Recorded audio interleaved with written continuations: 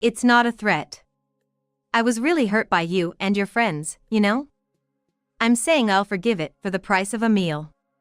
So just leave your wallet and go.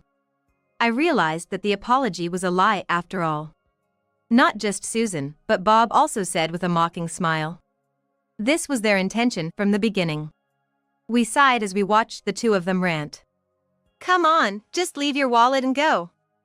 You know what'll happen if you talk about this, right? Bob is in a higher position than Mike, you know. At those words, I smiled. If they're going that route, there's no need to hold back. Fine, but are you sure about this? You're gonna regret it. Thinking I was bluffing, the two burst out laughing. And they said, like we care. I took out my wallet and placed it on the table. Seeing that, the two mocked me, saying, Thanks. We'll give the wallet to Mike later. Then, thanks for the treat. Mike clenched his fist in anger, but I held him back and left the room, ignoring the two. Immediately after, we took action. You'll be the ones regretting this. I'm Catherine. I currently live a peaceful life with my husband Mike and our son John. I met my husband in college, and we began talking more after being paired up for group projects. We shared the same hobbies and soon started dating.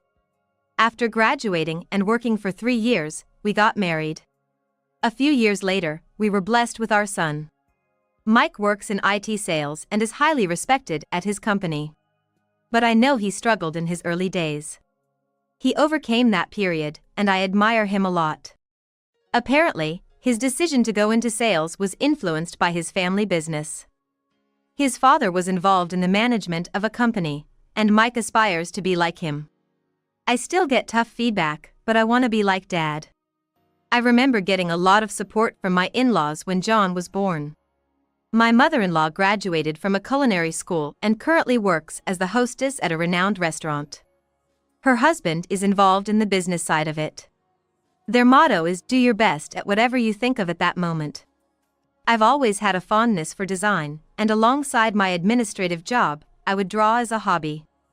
This hobby paid off over time.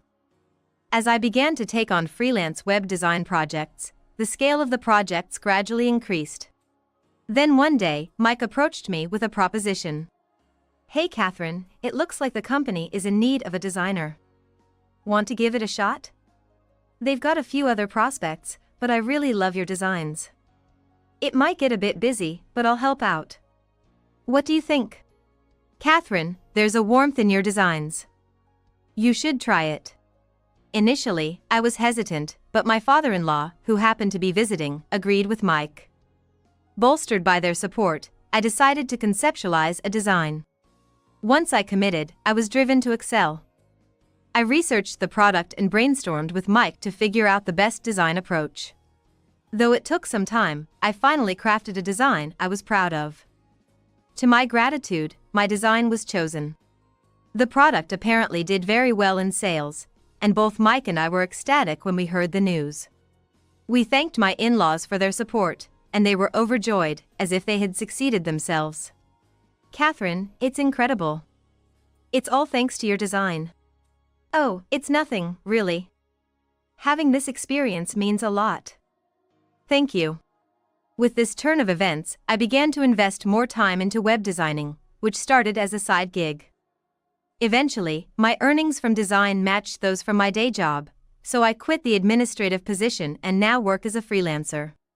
Thanks to Mike's company, I also get the opportunity to design whenever they launch a new product. Our son, John, who's now in middle school, has grown into a bright and kind-hearted boy. He's currently passionate about playing soccer in his school club. Life's good. However, there's one thing that bothers me. Oh, Catherine, is that you? Hello. Oh, Susan, hi. It's about Susan. Her son, Jake, is also in the same soccer club as John. John and Jake get along really well. They even ended up in the same class this year and often hang out during weekends. John frequently talks about Jake. Jake once visited our house, and he's a very polite boy. I was glad John had such a good friend. But to be honest, Susan can be quite overbearing. I first met her during the school's open house. It was clear to me from the start that she was Jake's mother. Jake, you are definitely Mama's pride and joy. Mom, stop, it's embarrassing. It's fine. The class ended, and during the break, parents started conversing with the students. That's when Susan exclaimed loudly. Jake turned red and shook his head dismissively. I remember thinking at that moment what a loving mother she seemed to be, but that wasn't the reality. Really, Jake is by far the best. The others seemed to be just playing around during their presentation. The classroom grew momentarily silent at her words. Jake frowned slightly and retorted, "Didn't I tell you to stop it?" Everyone took their presentations seriously. I couldn't help but stare at her, wondering if her comment was really appropriate.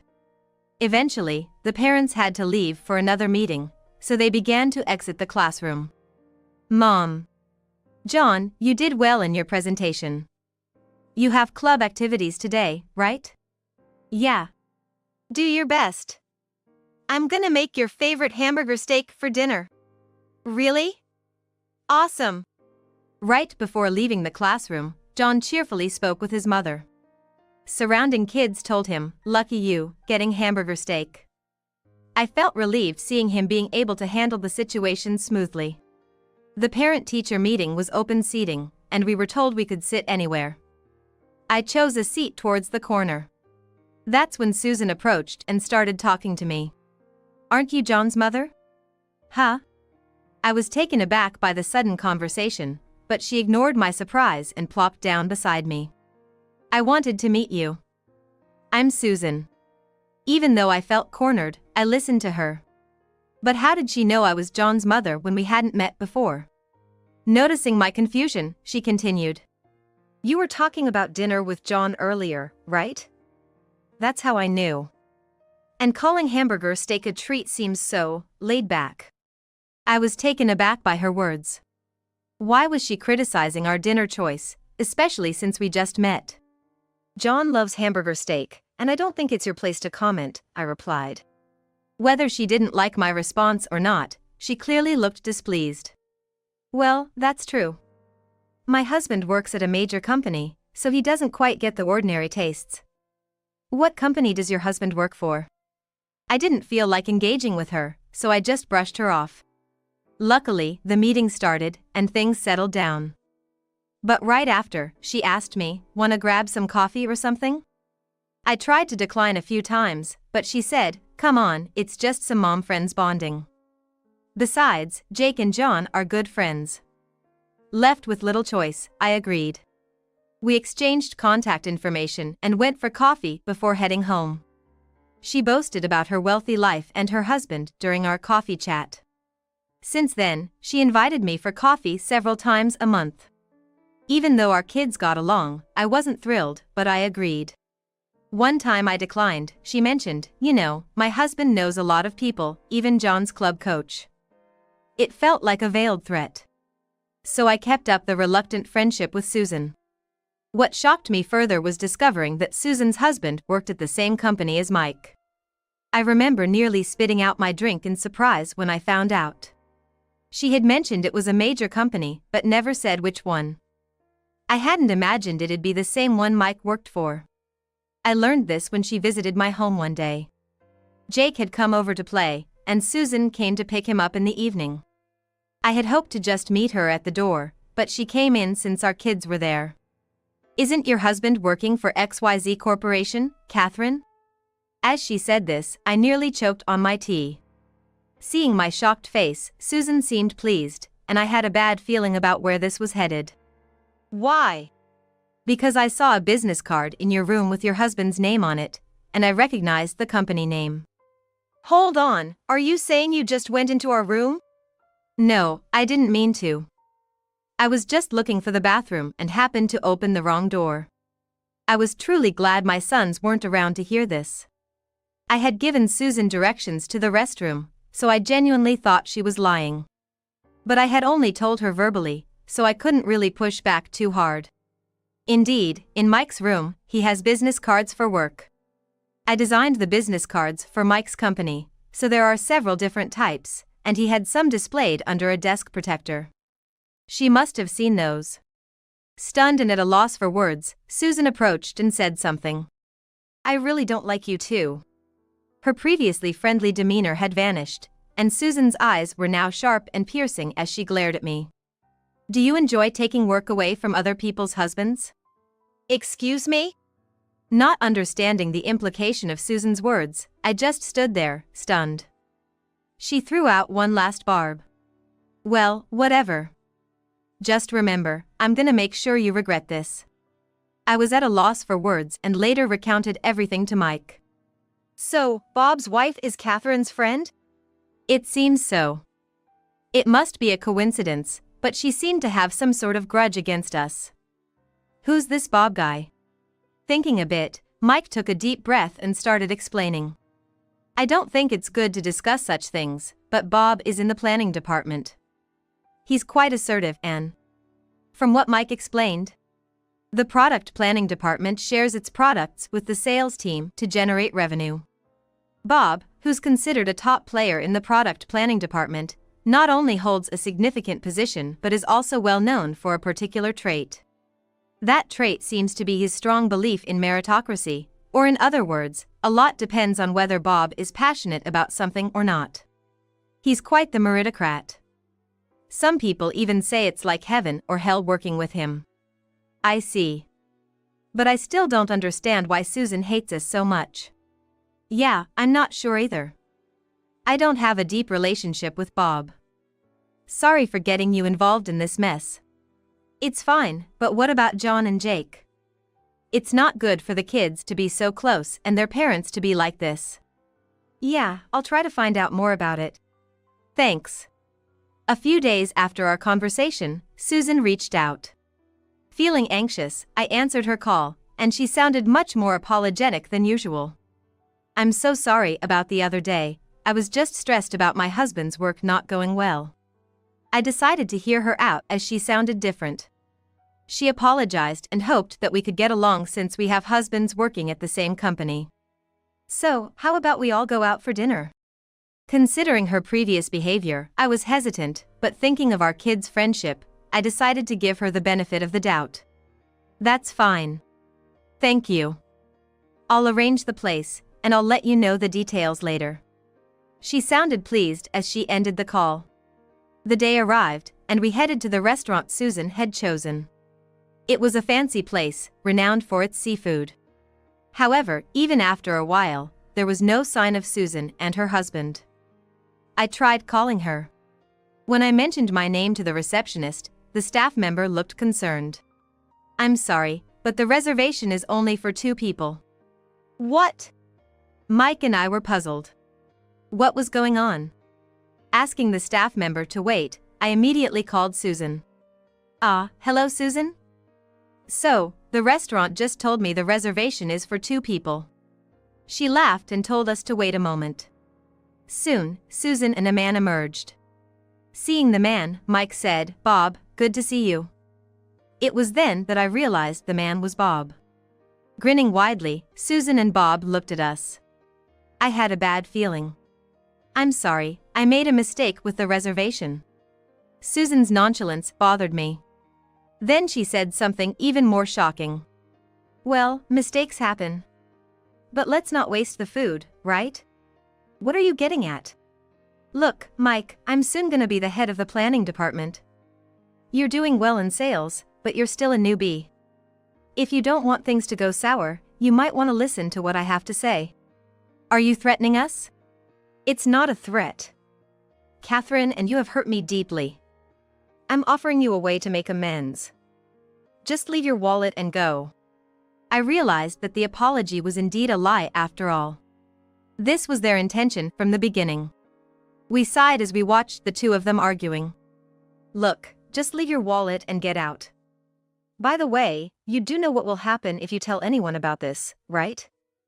Bob's higher up than Mike, after all." At that, I couldn't help but smile.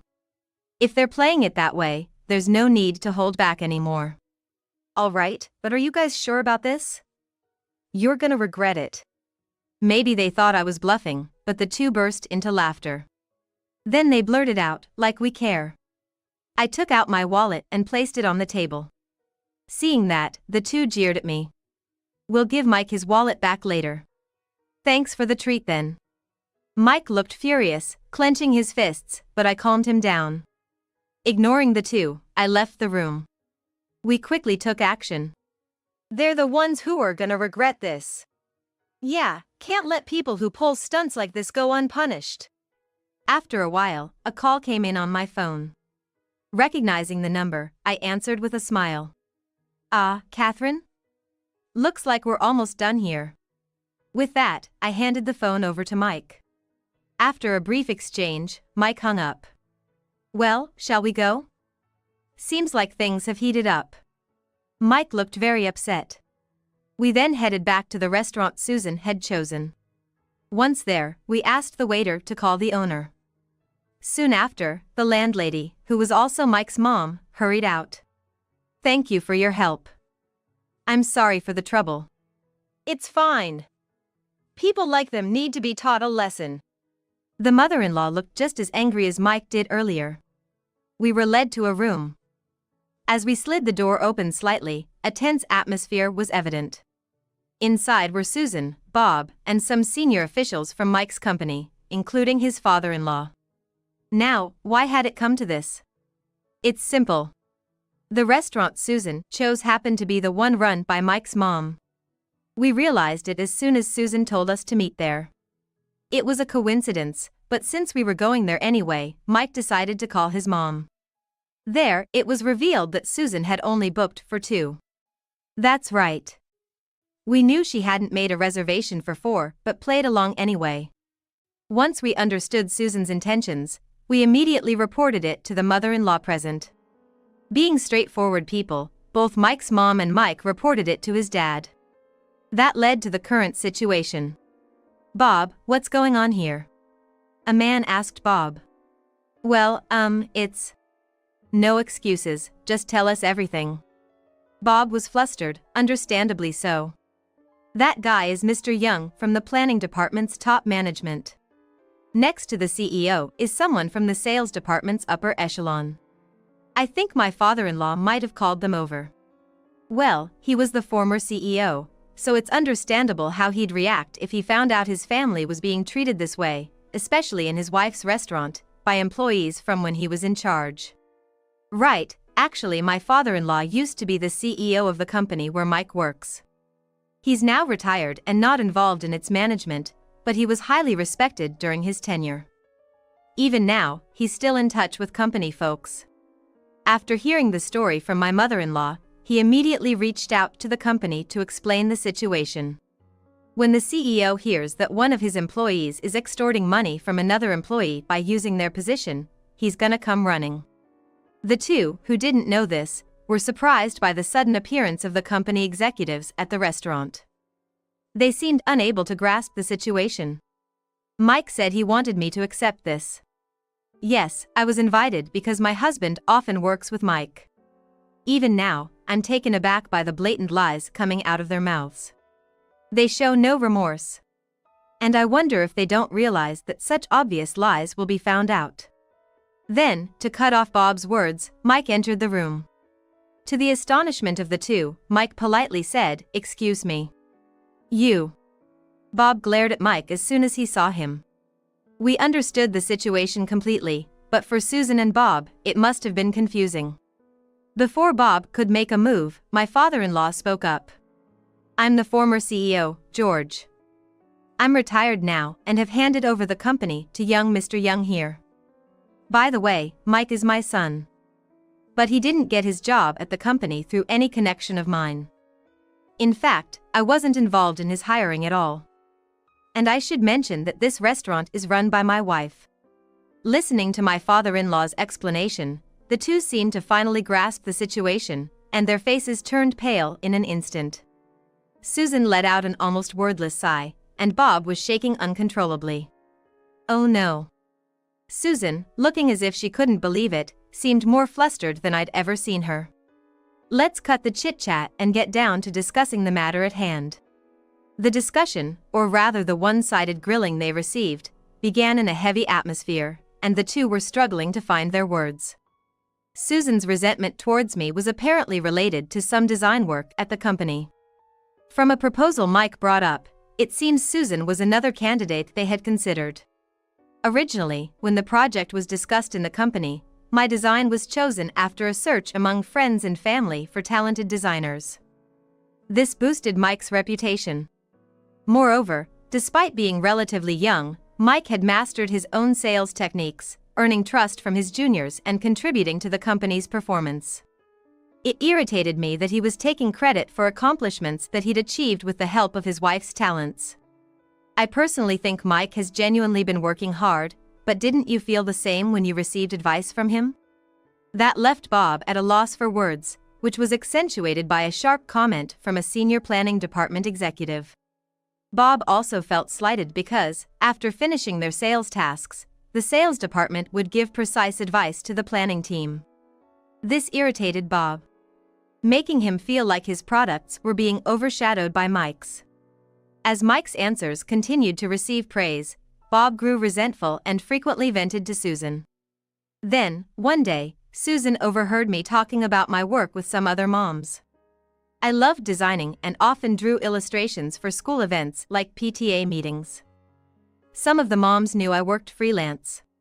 So when Susan found out that I was the designer chosen for the company project, she started picking on me. Having heard this, we were just speechless. We were honestly astounded that they would conceive such a scheme out of jealousy.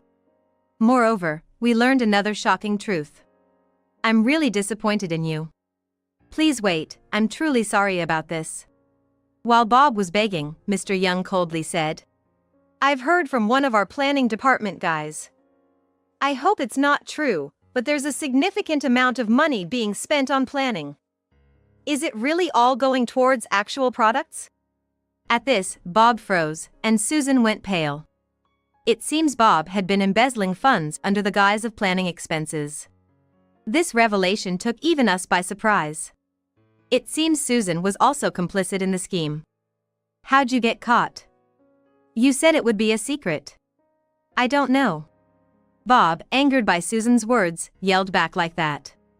The expression on his face was that of someone who had inadvertently admitted to embezzlement, but it was too late. Mr. Young sighed and bowed his head to his father-in-law. I'm truly sorry. I didn't expect something like this to happen in the company that Mr. George entrusted me with. It's my lack of supervision.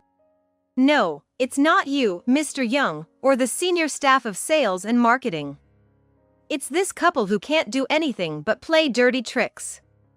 You both are gonna pay for this. Hold on, she's the one to blame. Excuse me? Weren't you the one who said we could embezzle money? Hey, we're in a store, keep it down. Shut up.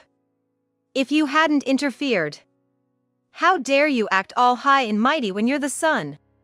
Well, if the husband is like this, so is the wife. In the end, Mr. Young handed the arguing couple over to the police. It was only natural since they had embezzled money. It caused quite a scene and was a hassle for the store, but the mother-in-law handled it with a dignified attitude, and the situation was quickly under control. I heard from Mike that Bob got fired from the company and was apparently sued for damages by the company. They dealt with him pretty strictly, probably because it involved the company's products. Jake was taken in by Susan's parents for a while. After the incident, Susan's parents came over to apologize.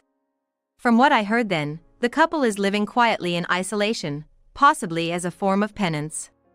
I couldn't help but wonder how they ended up like this when I saw how sincere Susan's parents seemed. I was worried about Jake, but the company made sure that no word of the incident got out, so thankfully, no rumors spread at school, and Jake was fine. It's unfortunate what happened to Jake. I talked to John the other day, and Jake seems to be doing fine at school. He's a good kid, and everyone trusts him. Instead of being down about his parents, he seems more angry at them. That's good to hear. I haven't seen Susan and Bob since that incident. Jake, however, still hangs out with John and even comes over to our place from time to time. Watching the two of them play so happily, I hope they never end up like us.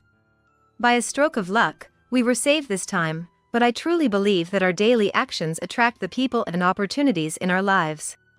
I want to cherish my relationships with others more than ever.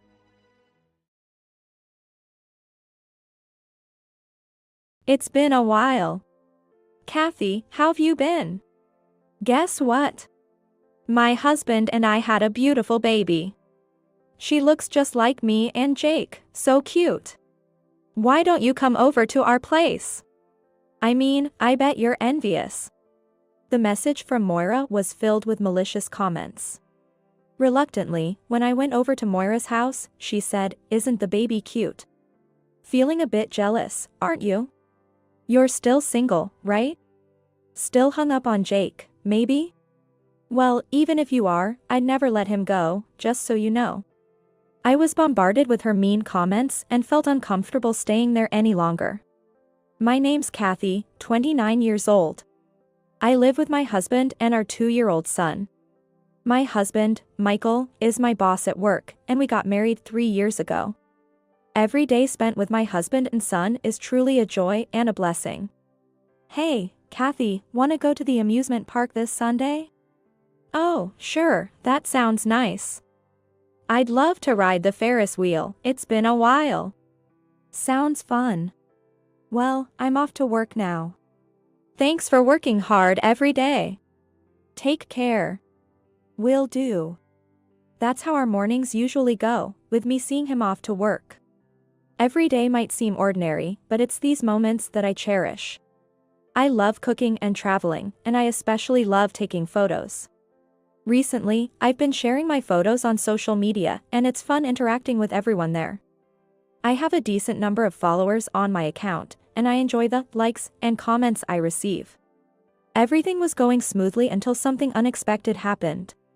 It all started with a message on my phone. Oh, I've got a notification. Who's it from? I initially thought it was another social media notification, but it turned out to be a message from Moira, an old friend of mine. It's been a while. Kathy, how've you been? Guess what? My husband and I had a beautiful baby. She looks just like me and Jake, so cute. I finally understand what people mean when they say you're the apple of my eye. Why don't you come over to our place? I mean, I bet you're envious. The message from Moira was filled with malicious comments. Moira and I went to the same school from elementary through high school. We had been in the same class multiple times and were very close friends. We remained close even after graduating and entering the workforce. To me, Moira was my best friend. However, an incident drove a wedge between us, and we eventually lost touch. This happened a few years ago. Shortly after graduating from high school and starting my job, I was invited to a group date where I met Jake. We hit it off and began dating. About a year or so later, Jake proposed to me.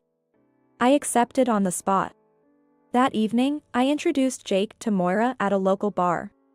Hi there, I'm Jake. I'm gonna marry Kathy. Nice to meet you. I'm Kathy's best friend, Moira.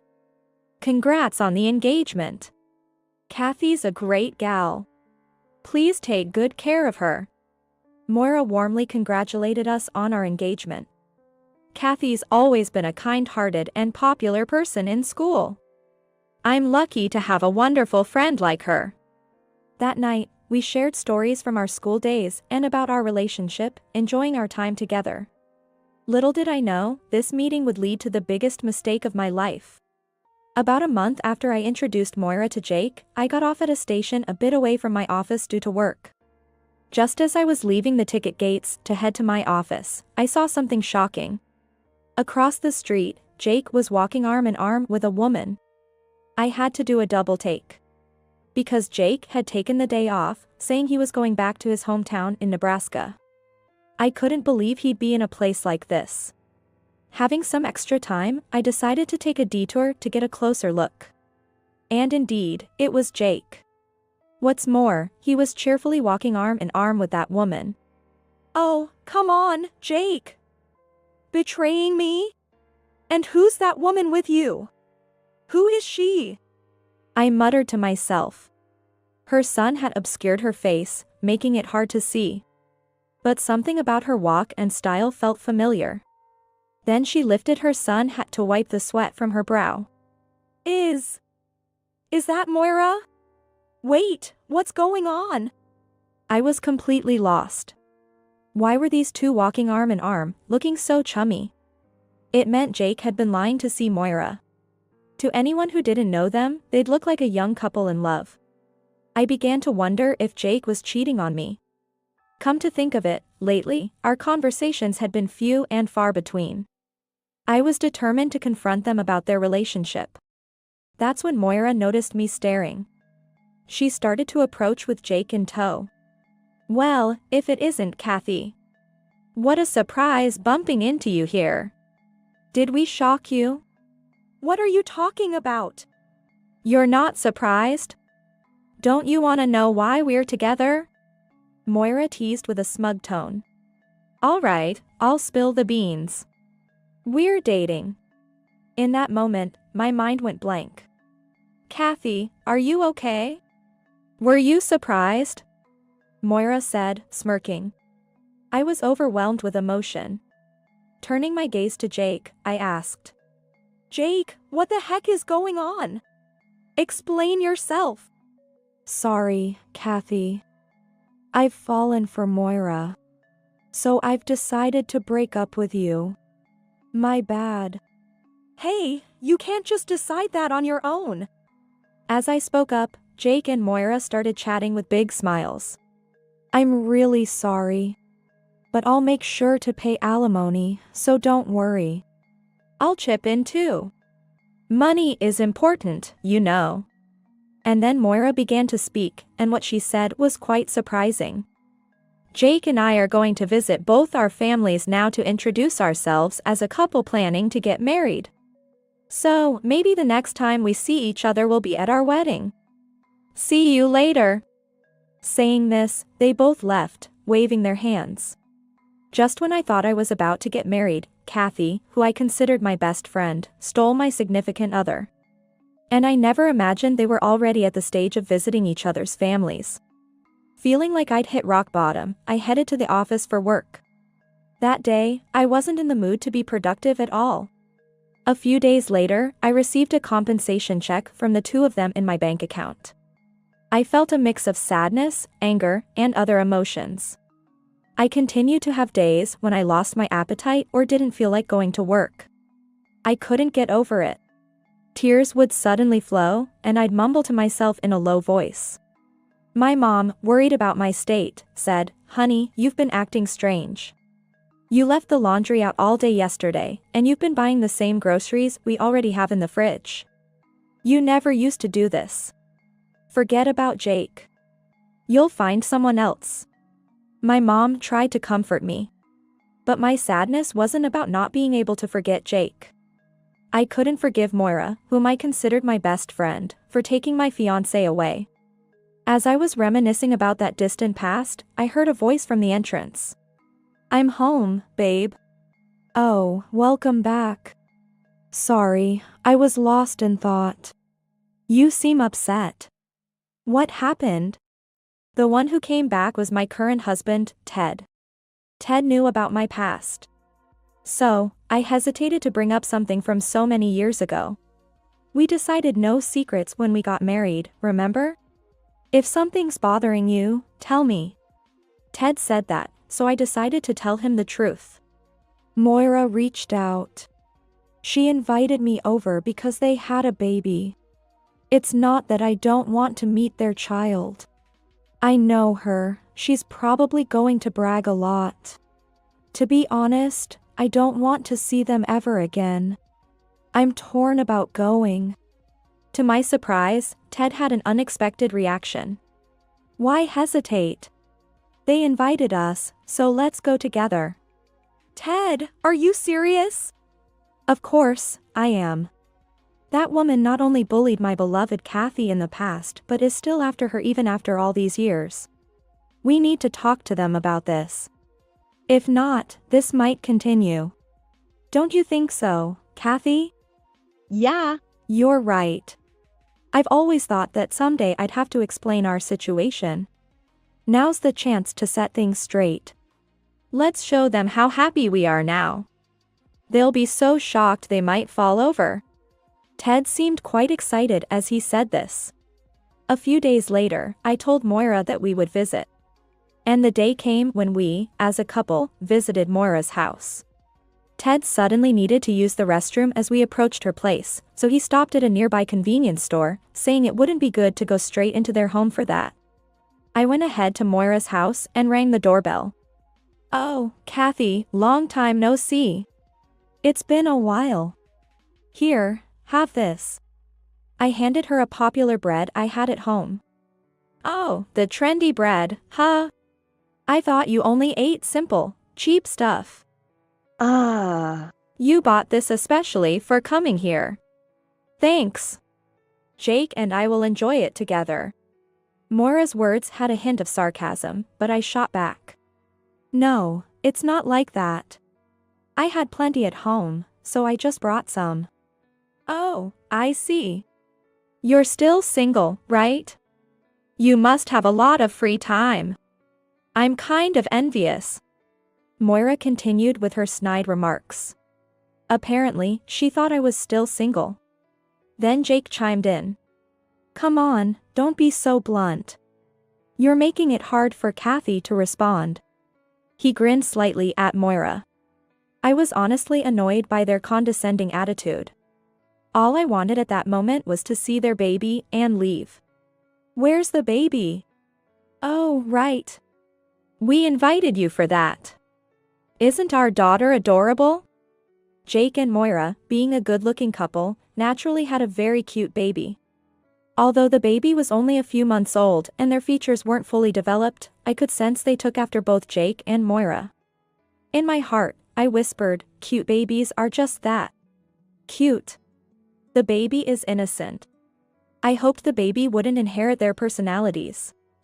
The baby's cute, isn't she? So, are you jealous? You're still single, aren't you, Kathy?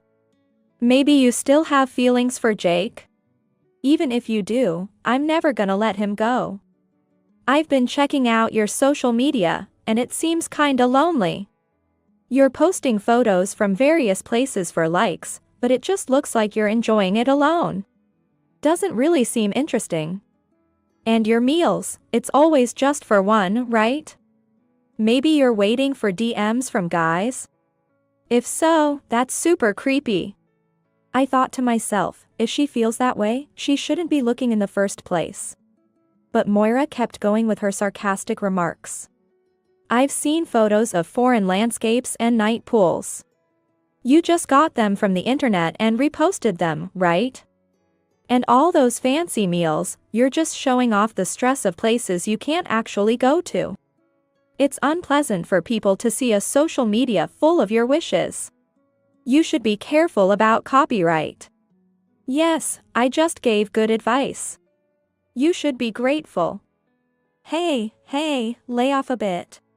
You're being too harsh on Kathy," said Jake, with a clearly unsympathetic expression. I decided to tell the truth. "Actually, my husband's here with me. Sorry for the surprise." Their expressions changed instantly. "Wait, Kathy, you got married?" "Well, is it that surprising? A lot of time has passed. I don't think it's that weird." Upon hearing this, Moira seemed taken aback. "I knew it. You must have felt lonely living by yourself, Kathy. So, you desperately searched for a man. Probably settled for someone not so great. I get that you might be upset about Jake being with me."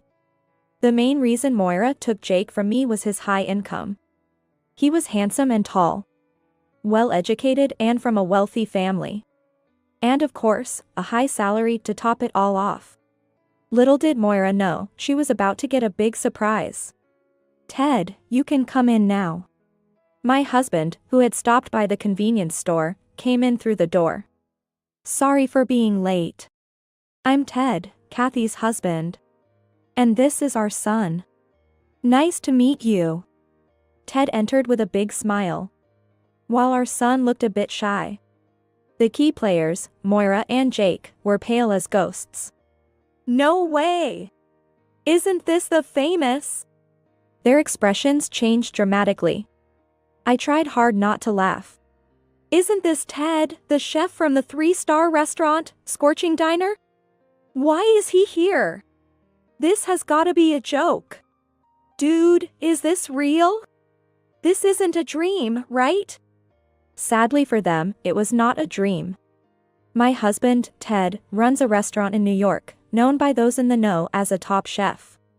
Recently, he's been on TV and various online platforms. Knowing the truth about him left them both shaken. Naturally, they bombarded us with questions. "So, how did you two meet?" "I just happened to go to his restaurant. We just clicked." Jake then chimed in. "Hey, I've been to that place. It was amazing. And the bread you brought, is it from Ted?" "Yes, it is. My parents sent them to us. They mistakenly sent too many, so we brought them here. Please enjoy. It's really good."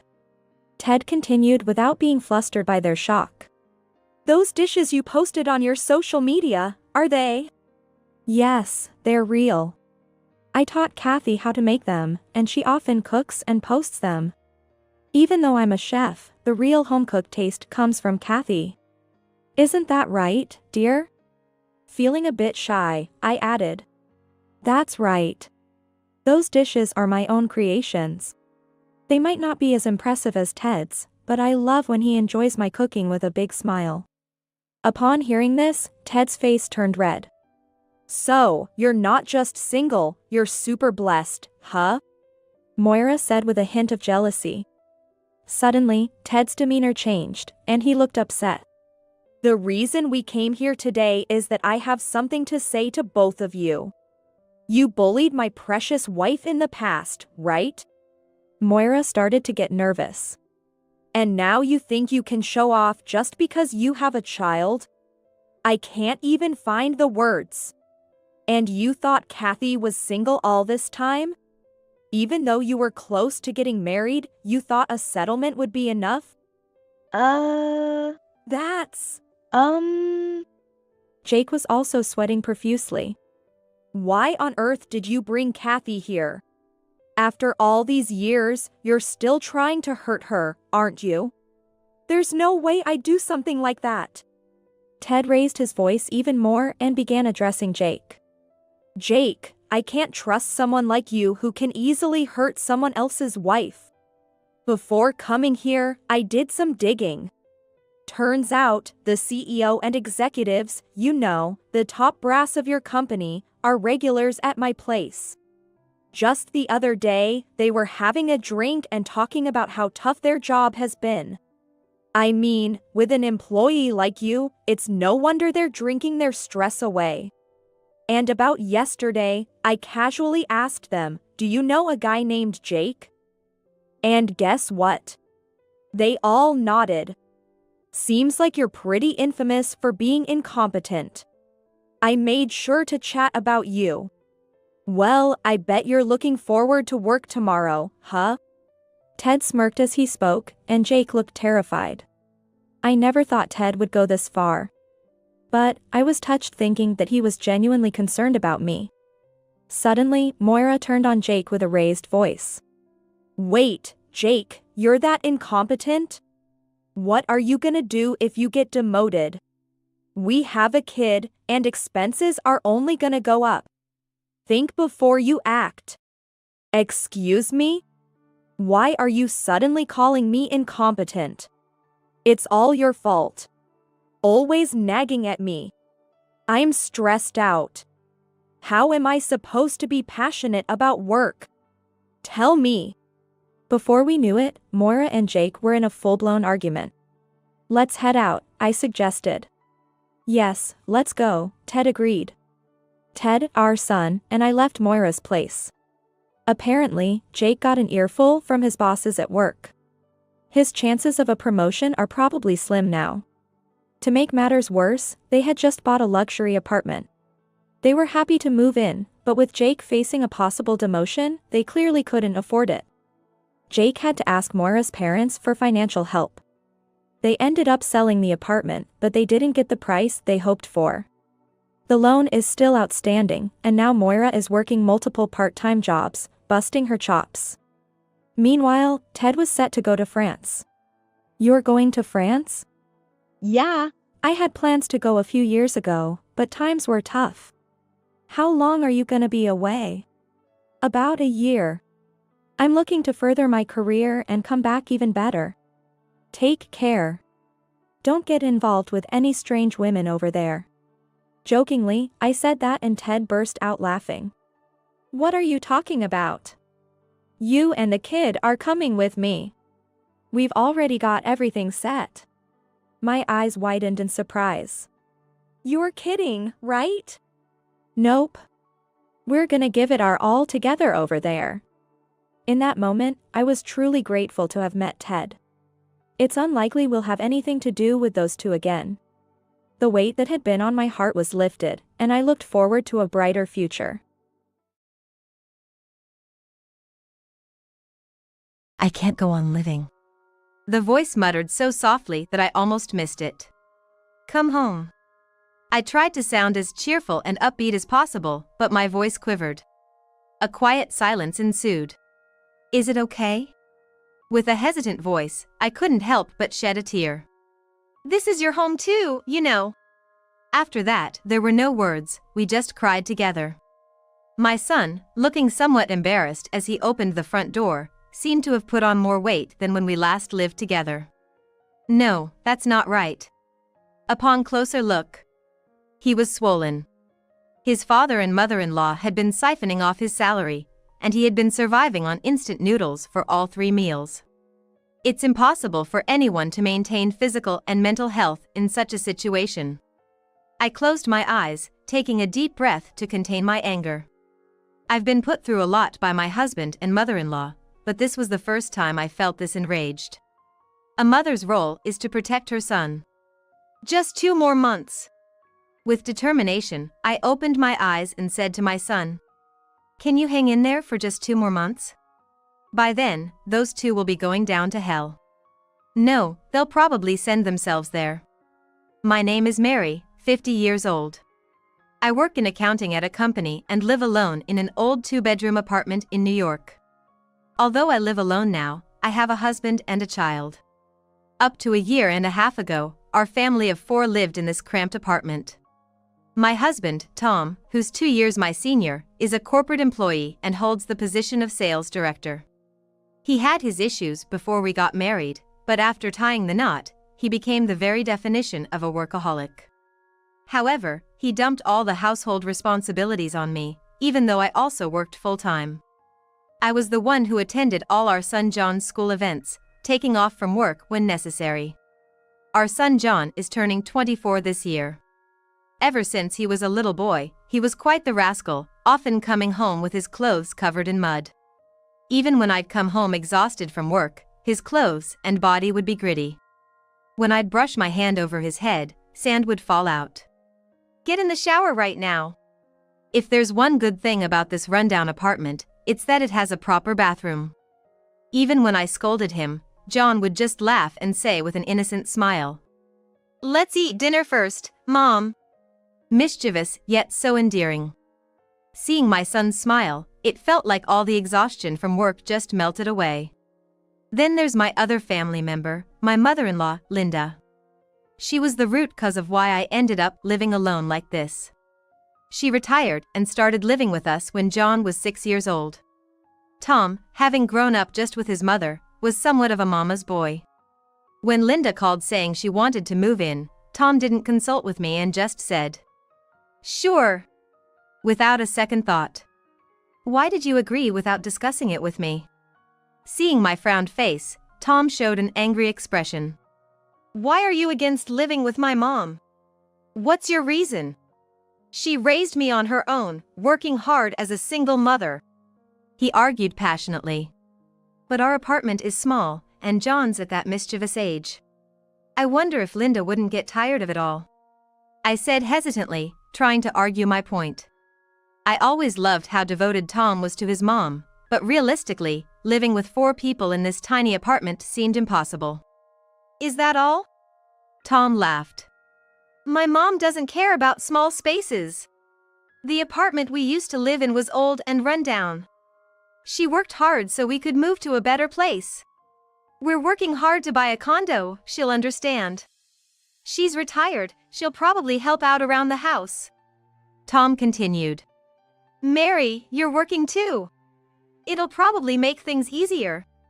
Hearing that, I felt a bit relieved, thinking, he's considered my feelings too. But then Linda, entering the room with her bags, said, Oh my, what a small and messy place. I told you, right? We're working hard to buy a nice, new condo. Tom explained, his face reddening as he tried to make light of the situation. Well, it's been how long since you two got married? 7 years? 8 years? And you still haven't saved enough? She looked at me disapprovingly. Mary, you're working, right? I raised this boy on just my salary. Then she had an idea. Maybe you should cover the living expenses with just your salary, Mary. That way, all of Tom's earnings can go towards the condo. I can't do that. I began, but Tom grabbed my shoulder. Brilliant idea, Mom. You did raise me on a single income. I thought he must be out of his mind. Linda had raised just 1 child. And she probably had some support being a single mother. Now they're asking me to cover the expenses for 4 people on just my salary. But to prevent being ridiculed further by Linda, Tom desperately tried to convince me. With this plan, that luxury condo isn't just a dream anymore. Thanks to Mom, she'll take care of John, and we can push forward. That's right. You two will work hard. I'm here, and I'll take care of John. Linda said, patting John's head. I sighed softly. Reluctantly, I agreed. If Linda would take care of John and help around the house, maybe it wouldn't be so bad. But then, my back hurts. I guess I'm getting old. Recently, I've been feeling dizzy. I worked and did housework and childcare. Maybe it's time for me to relax a bit. Turns out, she kept making excuses and didn't do any housework. Tom said, She's not feeling well, can't help it. And asked me to do more chores. At least help out, Tom. I'm the sole breadwinner for our family of 4, and I gotta do overtime. If you're gonna say that, I'm also working hard to buy a luxury condo. You have no idea how tiring sales can be. Tom snapped back. The goal had shifted from a new condo to a luxury new condo. I was so frustrated. Thinking this was Linda's influence. Looking back, I felt I did my best. Once John started school, Linda would often go out with her new friends. They got along well, going to luncheons and spa trips. She not only used her pension but also asked Tom for money. Are you feeling better? I'd ask. She'd retort. I'm going to the spa because I'm not. She bullies me. Linda would complain to Tom, who'd scold me. You're such a mean wife. From then on, they'd blame me for everything, not doing house chores, late meals, bad food. When I scolded John for misbehaving, Linda would defend him. Don't bother listening to that clueless person, she said. This is for education. She ignored my protest. Your grandma got you some candies over there. With that, she pampered John. Well, he's just a kid.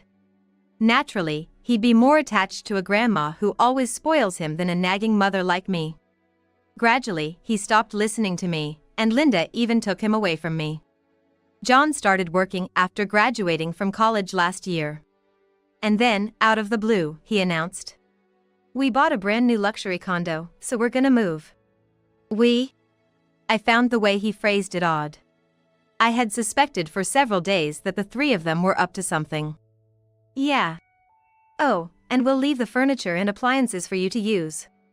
We'll buy new ones. I couldn't help but wonder why I had put up with this for so long. Still, the idea of finally being free from these 2 overwhelmed me. People must wonder why I never divorced. Of course, I had brought up divorce before. But Tom, always concerned about what others think, never agreed. That's one reason. And the second reason? He said. If we divorce, you'll never see John again. No matter how much they despised me, or looked down on me with mocking eyes, John was my son. The thought of never seeing him again was unbearable. I wanted to witness his growth. But now, he's an adult. He can earn his own money and make decisions for himself. I believed he would do just fine. Take care. I waved goodbye to the three of them with a smile. A year and a half later, I received a letter. Let's divorce. That's all it said, along with the business card of the lawyer. Tom, now holding a position as a department head, surely cares about public opinion. Even so, to send such a letter. After all this time refusing to divorce, I was flabbergasted by his audacity. Did he finally cross a line?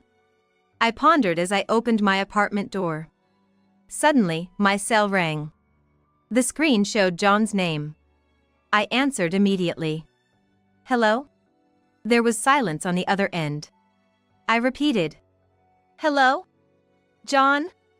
After a moment, I heard quiet sobbing. Mom, help me. What? I can't take it anymore. On the other side of the phone, my son John, who should have been a proud adult, was crying. His stifled sobs were audible, interspersed with him trying to swallow his tears. His choked-up voice resonated through the receiver. Something happened? How about your dad and grandma? They're out having dinner together. Dinner? Just the two of them? What about you? Did you already eat? I'm eating now. Instant noodles. Oh. I couldn't understand the meaning. Neither the reason for the call, nor why he was crying. John, what's going on? Can you explain slowly?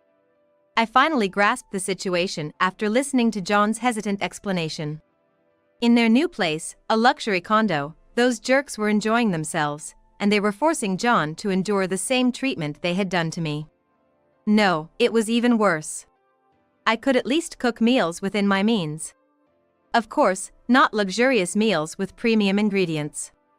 But I managed to prepare enough for 4 people using discounted or inexpensive ingredients. When I got a job, Grandma said we should open a bank account for my paycheck. So, we did it together. She said I'd need to pitch in for the household expenses. I thought, well, it's Grandma.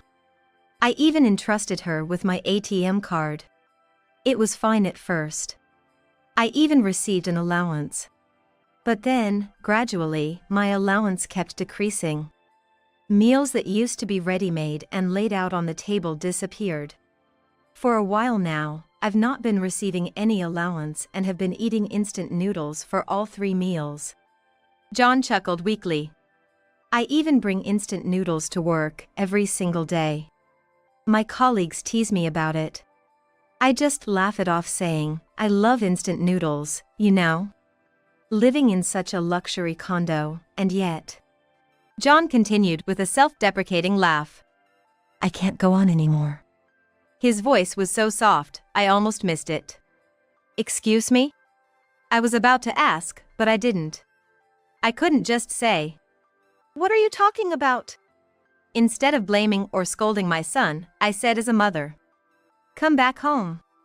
I tried to sound as cheerful and upbeat as possible, but my voice trembled. A heavy silence followed. Is it okay? I couldn't hold back the tears hearing his hesitant voice. What are you talking about? This time, I said it. This is your home too. After that, there were no words. We just cried together. The next day, my son, looking somewhat embarrassed as he opened the front door, seemed to have put on more weight than when we last lived together. No, that's not right. After staring at him for a while, I realized he was swollen, not fat. Being exploited for his paycheck by his husband and mother-in-law, he only ate instant noodles for all 3 meals. There's no way he could maintain a healthy body and mind with that. Are you okay? Well, not really. I've got a headache, and I'm feeling dizzy. He added with a troubled smile. Lately, I've been running out of breath easily too. I closed my eyes and took a deep breath to suppress my anger. I've been through a lot with my husband and mother-in-law, but this was the first time I felt this angry. A mother's duty is to protect her child. Just 2 more months. I opened my eyes determinedly and said to my son, "Can you bear with it for just 2 more months?" If he did, we could send those 2 to hell. Or better yet, they'll dig their own grave. The first thing I did was contact a divorce lawyer. Then, I had John write his resignation letter. Okay? Eat instant noodles at home as you've been doing, but try to eat something nutritious at work. Saying that, I handed him some money. Don't let those 2 find out you have this money, okay? I had an appointment to meet Tom. We agreed to meet at a cafe after work. It's been a while. Looking at Tom, who had taken the seat across from me, I thought, I knew it. He looked every bit the man living in a luxury condo, dressed in a high-end suit. Still, he's as vain as ever, always worrying about what others think. Such a shallow man. How's John doing? When I asked, he responded with, "Of course he's doing well. He's got his own room now and is living comfortably. I just wish he'd marry soon so we can live together. I'd be happy to see my grandkids." You? Happy to have grandkids? Weren't you indifferent to parenting? I laughed sarcastically. What's with the attitude? I don't want to fight when we're seeing each other after so long. How's your mom? Cutting him off, I quickly asked. Oh, she's doing well too. Said she was going out with a friend for an overnight trip. Oh, really? As I expected, they both seemed to be living their usual carefree lives. Honestly, like mother, like son. This man, who's likely pleased about our divorce, doesn't realize the situation he's in. He should be asking to live with me again, but remains oblivious. By the way, about that apartment. I'm thinking of giving it up. I need your signature for it. Sure, I have no attachment to that old, rundown place. All right. I'll handle the paperwork. I'll mail you the documents, so please sign and send them back. Okay, got it. Well, I should get going. Standing up with the check in hand, as a final gesture of goodwill. I didn't get a thank you. Tom just looked up at me. You're leaving just like that? We might not see each other again. Yes, I have to go home and cook my own dinner. You should treat yourself to eating out once in a while. Looking down coldly at Tom as he sipped his coffee, I remarked. I can't shake off my frugal habits. Turning my back on the man who laughed mockingly, I suddenly remembered. Oh, right. And turned back to him. I was invited by an acquaintance to play some slot machines recently. I actually won a few $100s. Surprisingly, slots are kinda easy. This comment got the most reaction since we met today. Right? They're addictive, aren't they? If you want, I'll go with you next time. You're joking, right? I sharply retorted. Go into the slots with my ex-husband who I divorced? Not in a million years. With that, I turned my back and started walking away. Now, the seed has been planted. Whether that seed withers or grows into a massive tree, it's up to you, Tom. 2 months later, I approached John, who was holding a bouquet of flowers. Finished with your last shift? Yeah. They even threw me a farewell party. Made me realize it was a pretty decent job. Maybe you wanted to stay longer? No, it's okay. I got an offer from another company last week, so I'm gonna start fresh next week. John had been discreetly moving his essential belongings, trying not to alert Tom and Linda. All he had was a single bag. It was just the right amount to leave his painful past behind. John left home this morning as usual. He applied for a new bank account for his paycheck and severance pay. The reason he never changed his bank account before was because he believed that the greedy Tom and Linda would never allow it. If they kicked him out, he thought he would be penniless and homeless. Living in such a toxic environment probably clouded his judgment. Even if he had come to my apartment, he'd likely be found and dragged back. So, I asked him to keep living his life until he could move to a new place. Shall we go now? I finished moving during the day. I handed the keys to the new place to John. Amazing, Mom. Buying a condo in just 2 months? It's a used one, and it's not that big with just 2 bedrooms and a living room. And we'll have to pay for it for a while. Still, it's money I saved up over the past year and a half, almost entirely for myself. I initially thought it might be for John's wedding, but using it as a down payment for the condo isn't bad. I'll help with the payments. You made me a co-owner of the condo after all. Let's not push ourselves too hard. Yeah, we'll be okay if we're together. Our new life together began that day. A few months after I started living with John. The doorbell, ringing persistently just after I returned from work. Was Tom and Linda on the intercom screen. With an angry face, Linda shouted, "Mary, open up!" The aggressive knocking would have disturbed the neighbors, so I opened the door. "Please stop. Aren't you bothering the neighbors?" "Shut it. Isn't John here? If he's here, bring him out." "He's here, isn't he?" "Just come in. You're causing a scene for the neighbors." Sitting on the living room couch, Tom and Linda desperately tried to persuade John, who sat opposite them. "John, your home is that condo over there, right? Want to go home with Grandma?" When John didn't respond, they accused me. "You lured him away, didn't you?" "More importantly, how do you know this address? I never told you about my new condo." "I staked out your office and followed you here. Figured you took John based on when you moved. Give John back! Damn kidnapper!" John snapped at those words. "I chose to come here on my own. She's been protecting me. I'm an adult, I should be able to decide where I go." At John's words, Linda's tone instantly softened, almost cooing. "We were just worried. When we called your office, they said you quit. You changed your cell number and we couldn't reach you." "That's right. Even if you're an adult, you're still my kid. Did you think we wouldn't worry when you suddenly disappeared?" John let out a bitter laugh. "You were probably just worried about the money, since it stopped coming in." "What are you talking about? I've got way more money. I bought you that fancy condo, not some second-hand place." I couldn't help but laugh at the absurdity of it all. "What's so funny?" After having my laugh, I looked at them both squarely. "To begin with, your plan was flawed. Just because one income increases, you thought you could ditch the other. Just how long do you think I've been working at my company, and how many raises do you think I've had?" Proud Tom shot back at my mocking tone. "But with just one person, expenses are less. Even considering the condo fees, it's not as expensive as that old apartment's rent." If you'd lived a normal life, 2 salaries and 1 pension would have sufficed. But wearing flashy suits, going out every night, how did you think you could sustain such a ridiculous lifestyle? The two fell silent. Though Linda looked bitter, I didn't let up. "By the way, Tom, is your new girlfriend candidate pretty? Much younger than you? Or both?" "What?"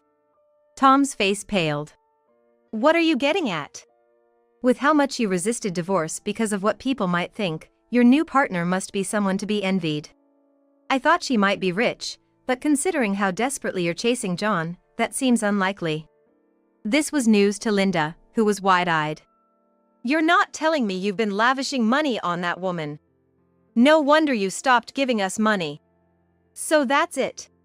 Enough! That's why I never introduced her. How long do you plan on leeching off your kid?" John's exasperated look said it all. We stood up simultaneously. "Can you continue this discussion in your luxury condo?" "If you linger any longer in our home, we're gonna call the cops." They glared at us, spewing curses as they left. The reason Tom had been so desperate? He'd been showering a young woman with money, and she mistakenly believed he was wealthy. Decked out in high-end suits and buying her anything, it's no wonder she thought so. Eventually, Tom, not able to win John back, fell into his old vices. Slots, horse racing, and various other gambles. As a result, he went bankrupt. Selling the condo might have been a solution, but he'd already taken out a substantial loan against it. He was dumped by the girlfriend, lost trust at his job, and now apparently lives in an even worse apartment than before. I knew all this because Linda came over with some sweets, complaining endlessly. She claimed she was apologizing, but it seemed her true intent was to live with us. I'll pay for my stay from my pension. Of course, we politely declined with a smile and sent her on her way. I'm home.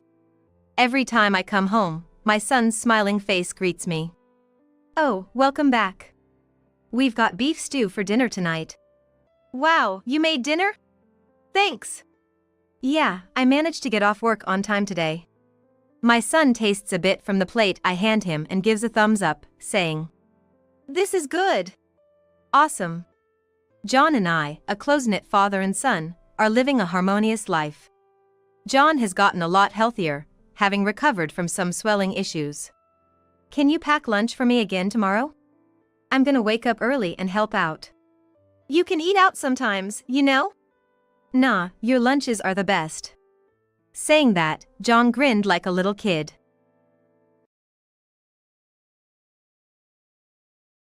From today, Mom will also be living with us, LOL. I'll boss her around.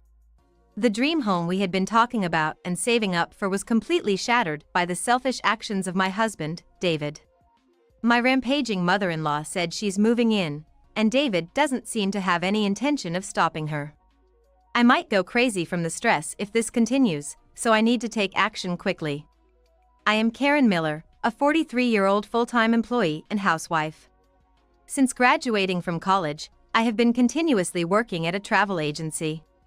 For many years, I was devoted to my work, but then, 3 years ago, a late spring came into my life. My encounter and marriage with David. David is a salesperson working for an insurance company. He often visited the travel agency where I work for business purposes. While other insurance salespeople would leave quickly after finishing their work, David always stayed a little longer to share small jokes or chit-chat, which left a peculiar impression on me. By the way, David, you know a lot, don't you? You always share interesting trivia with me. Oh, this? Well, Karen, do you know why I always bring small jokes when I visit this travel agency? Why is that? I wanted to have a reason to talk to you. Would you like to go out for dinner sometime? And that's how I met David, and we started dating and eventually got married. When I first met David and during our dating period, he seemed very masculine and somewhat smart. He always wore a crisp white shirt and a stylish suit, had a healthy body, and always escorted me like a true gentleman. He even took me to fancy restaurants that I had never been to before. I still remember the incredibly delicious French cuisine and the passionate proposal I received while eating it. I want to make you happy. Will you marry me? If you're okay with me, I'd be delighted. And so, we became husband and wife and started living together. When we got married, we decided to live together, but before finding a proper house, we started living in the apartment I had been residing in. David used to live alone in a company apartment, but it seems that it's not possible for more than one person to live there. Moreover, the timing of our marriage was unfortunate, as there were not many good apartments available at that time. It's unlikely to find a good apartment at this timing. Until we find a good apartment, why don't we live in my apartment? It was a bit too big for living alone, but it might be just right for 2 people. A 2-bedroom apartment should be enough for us to live comfortably. So, for now, let's live in your apartment and plan to move to our own home in the future. What do you think? About a year after we got married, David and I started talking about our own house. However, it was all ideal talk, and we didn't make any progress. To get our own house, we need to visit house manufacturers and model homes. I wonder if they will also explain about housing loans? Well, I don't know. I have meetings next week and the week after. When do you think we can go to the open house? They say it's better to get a housing loan as soon as possible, as it will be tough to repay it in the future. I want to consult about it sooner rather than later. It looks like I'll be busy for a while. It might be tough. I felt uneasy about David's reluctance to discuss the specifics of the house and finances. What I couldn't accept was David's daily behavior. Despite deciding to build our dream home, he kept spending money as if he were still single. This Friday, I'm going drinking with my junior colleague. Can I withdraw $200 from our joint account? Again? Last week you said you were buying a promotion gift for your junior and withdrew money, didn't you? Both you and I are full-time employees, and we don't have children, so we should have some extra money, right? So, it's not a problem. No, that's not the point. Have you forgotten that we talked about buying our own house? If you keep wasting money, we won't be able to save up. Then, David suddenly got angry and slammed the table. Do you mean to say that spending money on my junior colleagues is a waste? It's not just for your junior colleagues. We have a common goal of buying our own home, but you keep spending without saving any money. We have a mortgage, so it's fine, right? Frustrated with David's uncooperative attitude, I was desperate to work hard for our future. But besides the mortgage contract, there's also the repayment, right? They say they check your annual income, so I wonder if it's okay. We both work, and I work for a major insurance company, so it should be fine. It's not that simple. They check your age, debts, credit cards, car loans, and whether you have any debts. Are you okay, David? What the hell? Are you saying I have debts? David, suddenly getting angry, even though I just asked casually. It's always the same, the conversation doesn't progress. Not at all. Just checking. If there's no problem, then it's fine. I had a slight distrust of David, who suddenly got angry about the mortgage contract. Even though we have this conversation occasionally, David's spending habits never change. Treating juniors, buying gifts for someone, rewarding himself.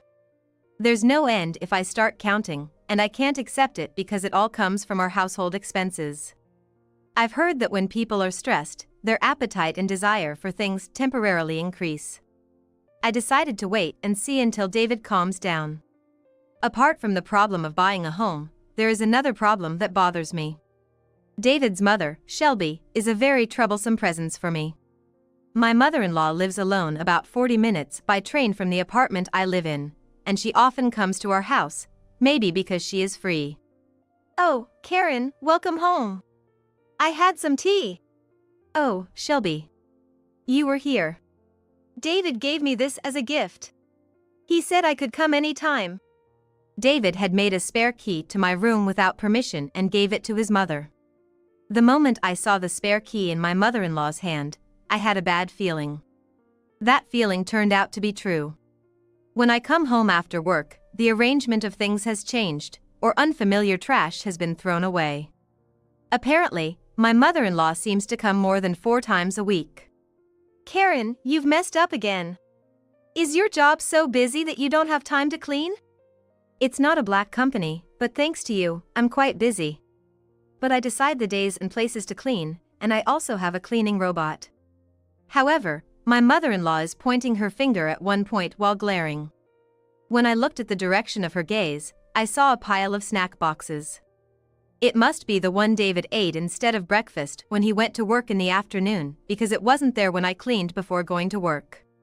However, my mother-in-law, who has no way of knowing that, seems to think it is the empty snack box that I scattered and ate. I can't believe you left the snack trash like that. It's not good for the future children, and it's a straight path to illness in the future.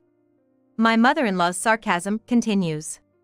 I don't need to bother telling her that this is the trash from the snacks David ate, so I kept silent and listened to her sarcasm. Just as I was enduring my mother-in-law's sarcasm and hoping she would go home soon, David came home. Oh, you were here? I was here. If you stay in a room full of dust and garbage, David, you'll get sick, right? Thanks, Mom. Karen is sloppy, after all. Yes, indeed. Oh, I put tonight's side dishes in the refrigerator, so eat them. Oh, Karen. There didn't seem to be much food, but you have to cook properly. Unnecessary meddling until the very end. After my mother-in-law left, David suddenly declared as if he had made up his mind. All right, let's buy a house. Let's get a house by next month. Wait, what? Suddenly, You didn't seem enthusiastic about it until now. What happened? There were some things at the company. So, shall we go to the housing exhibition this weekend? From there, everything went smoothly, and the procedure for buying a home was completed. We wanted to move in immediately and didn't have a particular preference for the design, so we bought a ready-built house. We also canceled the contract for the apartment we are currently living in and decided to move immediately. David had a point where he wouldn't budge about getting a house by next month, which bothered me a bit. There were various things about the mortgage contract, but somehow it ended safely, and I am relieved. On the day of moving, the intercom rang while we were bustling about. Hey, someone seems to have come. Karen, could you get that? I can't let go right now. Okay, and oh? Shelby, what's going on? It's not what's going on, really. It's hot outside, so please let me in quickly. Oh. You came? Did she come because she was called for help or something? But Shelby is already old, and there's limited things she can do in the midst of the busy moving process. Did you come to help? But we're almost done. What are you talking about, Karen? I'm going to live here from today. Eh? What do you mean? I haven't heard about this. She's going to live here from today.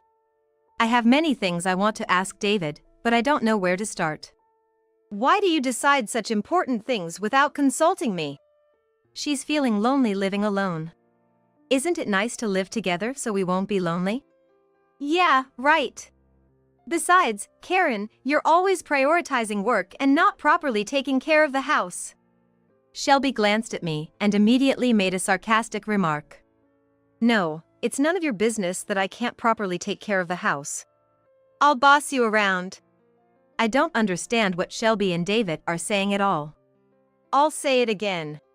Why do you decide such important things on your own? Did I ever say it's okay for me to live together? Why? Because I'm the head of this house. It's natural for me to decide who I want to let into my house, right? Why do we need your opinion, Karen? It's infuriating that David, who doesn't seem to understand why I'm angry, is looking at me with a dumbfounded expression. Yes, that's the answer. You think you can do whatever you want because you're the head of the house. What? Shelby is an important family member, so what's the problem? You have no right to complain. If you have a complaint, get a divorce. I never thought my own husband would be that type. It's a new fact after several years of marriage. Aren't you misunderstanding something? Huh? These two probably won't understand even if I explain. Judging so, I started to prepare to leave the house by packing my belongings simply. Since the unpacking from the move was still in progress and the items immediately necessary for daily life were packed in one box, I could leave the house as soon as I made up my mind. Oh, going to cool your head? Don't be too late. Mom wants to eat dinner at 7 p.m. I ignored David's words, grabbed the box, and dashed out. I shipped the box to my parents' house at a nearby convenience store and immediately called my parents' house. Hello, Mom? Can I come over now? There's something I want to talk about. Fortunately, my parents' house is about an hour away from our new home by train. I contacted them and immediately went back to my parents' house to explain the situation. When I arrived at my parents' house, my parents and sister were there, and they listened to the whole story. I was exhausted and fell asleep that night, but I started to take active steps towards divorce the next day. In the morning, when David was not there, I was able to relax and rest my body at my parents' house for the first time in a long time. When I woke up and checked my smartphone, I was almost shocked to see nearly 100 missed calls and emails. Are you still not coming back? Mom says she's hungry, so come back soon. Are you running away? Stop messing around. And other messages were pouring in. Ignoring the calls and emails, I started looking for something.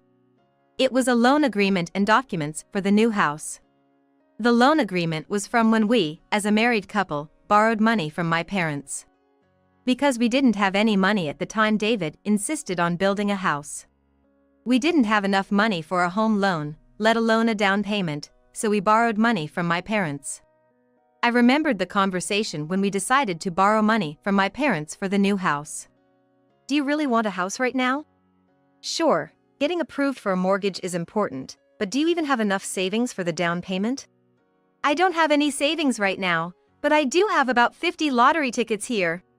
If any of these hit, we could build a house right away. That's not what I mean. Why the rush? Why not wait until you have enough saved for at least the down payment? Building a house without sufficient funds will just make life harder, you know? Mike, a colleague of mine, is gonna build his own home next year. The guy has fewer clients than me, and yet he's acting all high and mighty. So, I've been thinking, as the man of the house, I should at least build 1 or 2 homes myself. That's when I remembered. All he wanted was to build a house before his colleague did. It was unbelievable, but that was it. In the end, realizing we didn't have the money, he even started asking me to borrow money from my parents. And the reason our home contract documents are at my parents' house is because of David's personality. David is quite sloppy, and he often loses important documents, like contracts and manuals. Despite having lost important documents several times and facing trouble, we realized we needed to take some measures to prevent it from happening again. Even I had enough, so I suggested to David that we store the home contract documents at my parents' house, and he agreed, so that's where they are kept. Whenever I look at the home contract documents, they are indeed in my name. When we made the actual contract for the house, David couldn't come because he had important work, and it turned out he couldn't make the contract in his name. It was revealed that there was a problem with his credit history, so the contract had to be made in my name. At that time, I thought it wouldn't matter whose name it was, so I didn't tell David, but now I wonder about the credit history issue. Upon researching, I found that if someone has delayed loan payments or debts, their credit history gets damaged and they can't make new contracts. With all this evidence, it should be okay. I immediately decided to contact David. David? Is now a good time? It's not a good time. You left my mom alone, didn't cook, didn't clean, and just left the house. Aren't you failing as a housewife? I don't know about your mom. You said yesterday that if I left the house, it would be a divorce, right? Yeah, I did. But I'm kind, so if you come home now and apologize to me and my mom, I might forgive you. What will you do? Hearing David's words, I was reminded once again that he had not reflected on anything. I understand. I'll go home now. Oh, finally got it. Hurry back. What does he mean, hurry back? I jumped on the train, and on the way, I bought a voice recorder at an electronics store and headed home. I'm back. Now, let's talk. Talk about what? I have nothing to discuss with you. As a wife, you should just serve me and my mom. Nothing to discuss, huh? I won't let you say you don't recognize these documents. I showed him the promissory note I brought from my parents' house. You said you really wanted a home sooner than your peers, so even though we didn't have a down payment, we forced my parents to lend us the money, right? Digging up the past like that. This is why I hate women. The past? It's a debt for the house, right? First of all, this document says that your parents lent us money. So you have the obligation to pay it back, right? Don't leech off me. This attitude, even after borrowing money, shows he just doesn't understand. It's time for the last resort. Didn't you say if I can't stand living with your mother, we should get a divorce? Changed your mind, huh? If you apologize sincerely now, I might forgive you. Then let's get divorced. By the way, this house is under my name, so after the divorce, you and your beloved mom will have to move out. David and Shelby looked at me in shock. Why the hell does it come to this? Kicking out the head of the household, are you out of your mind? Yes, exactly. It's not a wife's place to kick her husband out of the house. Well, I think this will make it clear. I handed them the mortgage documents. What the hell, it's under Karen's name. That can't be right. This must be some mistake. There's no way a woman can earn more than a man.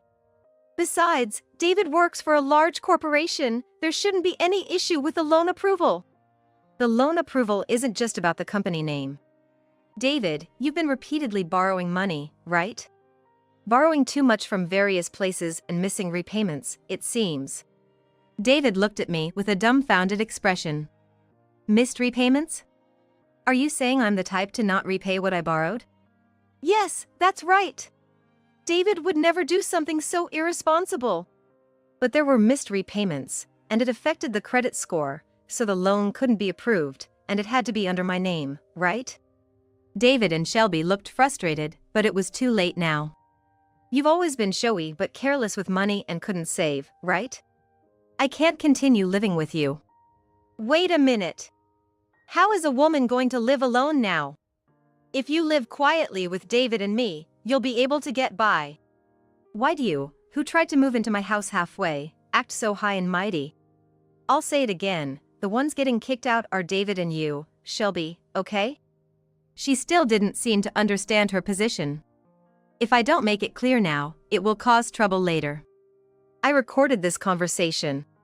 I'll take these documents and your claims to a legal expert and let them decide. An expert? What would a stranger know? If the lawyer accepts David and your claims, I will return to this house and do whatever you say. How about that? That's fine. It'll be fun to see Karen's naivety exposed and her embarrassment. I took the contract and voice recorder and went to the law firm. Naturally, the ownership of the house was acknowledged to be mine, and David's numerous mistreatments towards me were recognized, and I was granted a divorce. A few days after the lawyer sent documents to David, I got a call. Hey, that's a lie, right? I haven't heard anything about paying alimony on top of the divorce. What is this alimony for in the first place? That's the conclusion drawn by the legal expert. Is there a problem? If you have any objections, you'll have to discuss them in court. No way, going to court is a bit much. I have an important position at work, so I can't take time off. What are you talking about? I am not asking about that. The divorce is a done deal. Are you going to pay the mental damages caused, or not? David probably didn't expect me to be this assertive. He seems flustered on the other end of the phone. No way, it's weird to end things like this when we loved each other. Besides, my mom is old and can't move as she used to, she can't do housework. So what? It sounds like you're saying, come home and do the housework because I can't. You should do it yourself. Can we start over? I think we can make it work. Stop it. I am busy with my work. I don't have time to spend with you. I decided that it wasn't worth listening to David anymore and hung up the phone quickly. By the way, I decided to sell the house that I bought under my name. I don't feel like living in the same house where all that fuss with David and my mother-in-law happened, and it's too big for one person. Fortunately, I found a buyer quickly and sold it at a better price than I expected, which was a silver lining. Since the divorce, David seems to be having a tough time. According to a friend of mine who works in a different department at the same company, he's been showing up to work looking miserable. The mother-in-law, who used to take good care of him, seems to have been bedridden from the shock of the divorce, leaving no one to do the housework. David can't do any housework at all, so his life is in chaos. He can't even manage meals, and he's been gaining weight from eating out all the time. However, his pride remains unchanged, and he continues to assert his competence at work, which seems to be making him unpopular among his colleagues. I remember David, who used to be all talk and no action, always giving unnecessary advice without producing any significant results. My friend said that if he continues like this, he might be transferred to a regional office soon. It seems like the bill for recklessly charging ahead without being able to take care of himself has finally come due. Since the divorce, I have been focusing on my work. Although my life is different from what I had imagined, I am satisfied with my current situation. Perhaps because I can now concentrate on my work, my sales performance has improved, and I have been approached about becoming a regional manager at the next salary increase. I feel happy that I can find fulfillment in my work as it expands. I shudder to think what would have happened if I hadn't gotten divorced and had just put up with everything. I want to fully appreciate my current happiness.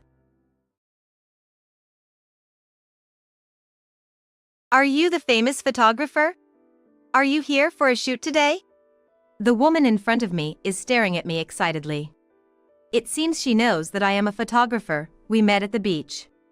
Despite playing in the sand with her family of 3, she seems very interested in what I have to say. It's nostalgic to think about my early days as a photographer when people didn't believe me, and I hardly got any interviews. When I told her that I was here for a photo shoot, she offered to be the subject without hiding her excitement. "But can you make sure not to show my child's face?" she said, pointing at a cute little girl. A girl of about 2 or 3 years old is looking at us with her round eyes. Of course. What about the father? When I asked, the father looked pale, darting his eyes around, and gave a non-committal answer. I guess it can't be helped. After all, the father, who is building a sandcastle with the girl, is my husband. My name is Monica. I am a 30-year-old freelance photographer. I often get called for school events and weddings in the neighborhood. I capture moments filled with smiles and friendship and convey them through my photos. It's not just about taking pictures, it's about sharing happiness by shaping memories and emotions. Capturing various moments of joy is my job and my passion. But there was an event that suddenly stopped the shudder of my life. My husband, Alex, was a busy businessman. He was involved in the development of leisure facilities and tourist spots and traveled all over the country. We couldn't spend much time together because of our busy schedules, but the time we did spend together was special. Even if it was just a little time, being with him and seeing his smile supported me. I had no intention of quitting my photography job. We promised to support each other's careers while getting married. Taking that as a cue, I started looking for ways to work from home even for photography. First, I posted landscape photos and portraits of people who gave permission on social media as a portfolio. By showcasing my work in virtual galleries like online photo exhibitions, not only publishers and peers in the photography industry but also general users widely interfered, which worked well, and my followers increased rapidly. Since live streaming was possible on social media, I started doing talk shows and explanations about the photos I took and started making money. I share the stories and techniques behind the photos while sharing the photos I took. Communicating through photos is fun and rewarding. I was as active in public relations on social media as I was in going out and taking pictures, and my follower count increased steadily. Alex was still on business trips, so I spent more time with my in-laws, but fortunately, they were interested in my social media activities. I became closer to them by teaching them how to use smartphones and social media, and they often come to see my photos and live broadcasts. Both are very nice people, and even when my husband is on a business trip, I don't feel lonely and spend fulfilling days. However, there was a significant void in our lives. That is, we didn't have children. We took tests many times, but we couldn't have children. Both of us wanted children, so the fact that we couldn't have children for several years after marriage cast a subtle shadow over our relationship. At first, my husband was encouraging and cooperative, but he got tired of the economic burden and the time-consuming hospital visits, and I could see that the distance between our hearts was gradually increasing. It didn't help that the project he was working on was reaching its climax, and he was flying all over the country and not coming back for 3 or 4 days. It was clear that he was becoming more and more indifferent to the treatment that had no end in sight, focusing more on his work. He started to show less consideration for me, who couldn't conceive, and started to talk more about his work. While I felt lonely, I tried to understand his busyness. But no matter how much I understood, our feelings did not come closer together. Yesterday I had a meeting with a client, and it seems that a new project is about to start. I think I will be staying overnight for a while from next week. My husband told me this as he took out dirty clothes from a large suitcase. I just came home a while ago, but I hurriedly started the washing machine. Alex doesn't do laundry, doesn't take his clothes to the cleaners, and ends up buying new shirts. He says this way he won't fail and it's faster, but I want to save money where I can. What about the hospital? That's impossible. I have to go directly, right? I can't leave work, and I need a break next week. I sighed quietly so my husband couldn't hear. I had made a reservation at the hospital, but there was nothing I could do if he said he was on a business trip. I didn't want to cause trouble for my husband's company, and I was happy that his work was being appreciated. I didn't want to get in the way. But I'm also busy and it's tough. You are also going out for a shoot, right? Let's both do our best at work. Yes, Alex, take care of yourself too. I swallowed my words even though I was casually refused. Maybe Alex doesn't want children anymore. But I was too afraid to ask if that was the case. Should I accept this silently, or should I bring it up indirectly? My indecision was messing with my mind. I was good at conveying people's joy and sorrow through my camera. But now, I spend my days without noticing my own feelings. I felt like I was slowly being trapped inside the frame of a photograph. One day, I received a letter with a famous resort company's logo on a nice white envelope. It didn't seem like just a direct mail, so I hurriedly opened the envelope. Inside was a voucher for a luxurious hotel by the sea. And it seemed to be worth an amount for 3 people. I wondered why this was sent to me, and I felt a fluttering in my chest and immediately went to my husband. Alex, this came, do you know anything about it? Of course, I was not accusing or suspecting him. I was careful to ask naturally without sounding sharp. Alex stopped reading the newspaper and looked at me. He was expressionless, but he slightly narrowed his eyes and glared at me. I had never been looked at like that before, so I couldn't hide the sinking feeling in my chest. Oh, that. A colleague couldn't make it, so I made the reservation instead, and it was delivered here. It's nothing strange, so give it back quickly. He reached out his hand. Without saying anything, I handed over the envelope and voucher, and Alex quickly snatched it. However, when he looked at the addressee, he clearly looked uncomfortable and looked back at me. This is addressed to me, right? Don't open it without permission. I was taken aback and hurriedly apologized. However, my husband, who works in sales, often receives various direct mails as a greeting. I was surprised that he was upset because I had been casually disposing of the ones that came to the house. I'm sorry, I didn't know if it was a direct mail, so I just checked. I'm here today, so you could have asked, right? Alex took the envelope to his room, and I couldn't inquire any further about the ticket. I was a little unconvinced about why he needed to book a ticket for his colleague, but I had no choice but to accept Alex's explanation. However, less than half a month later, another incident occurred. It was April, just before the long weekend. There was a memorial service scheduled at my in-laws' house, but suddenly Alex said he had to go on a long business trip. I was initially at a loss for words. A business trip? During the long weekend? In my line of work, I often get requests from families for landscape photos. But I had already taken time off for the memorial service. Not just for freelancers, but generally, companies are supposed to be off during the long weekends.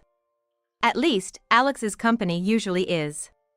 Alex shrugged his shoulders lightly and made a forced smile. It just came up all of a sudden. I have to work on my day off. Can't be helped, right?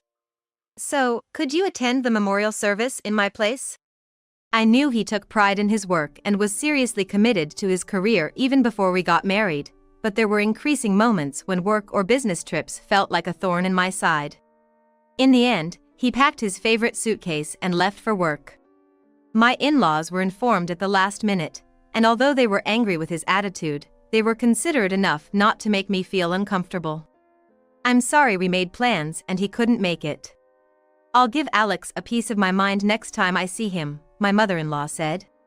But all I could do was force a smile. We were supposed to stay for a few days after the memorial service.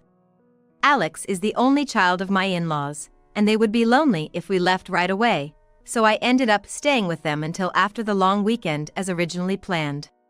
I took photos of my in-laws' daily lives and scenes I usually wouldn't, with the camera I brought. I killed time by planning photo shoots, but deep down I felt the absence of Alex, who was supposed to be there. To change my mood and for work, I decided to go to the beach one station away. Everywhere you looked, families were enjoying their outings. People were also enjoying walks and sunbathing under colorful beach parasols. I walked along the beach with my camera. Suddenly, I spotted a family building a sandcastle. I stopped in my tracks when I heard a familiar voice. I was glad I wasn't holding my camera, as I would have surely dropped it at the sight before me. In the circle was Alex, building a sandcastle with a young woman and a toddler. They looked like a close-knit family, gathering white sand and seashells, and I couldn't believe my eyes. But the hotel vouchers that arrived at our house, the frequency of his sudden long business trips, his indifference, everything piled up like sand in front of me.